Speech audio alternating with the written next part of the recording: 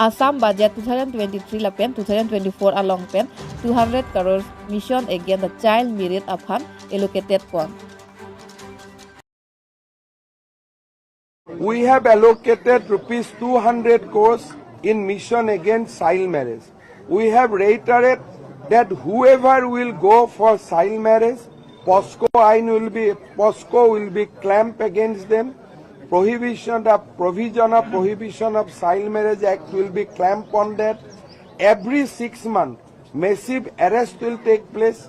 Like 3,000, 4,000 arrests will happen every 6 months. Over and above, we are going to start a mission for rehabilitation of the victim, initiation of a 24 hours call center, also supporting lot of NGO in the affirmative action against the child marriage. We have started the marriage with an outlay of rupees 200 crores in this year budget, and these will be further augmented. By 2026, we will ensure that not a single child marriage happen in Assam. Sir, beauty of reaffirms that your crackdown against child marriage is more. We have demolished the fact that the Assam media has spread a news that no High Court has criticized Assam government.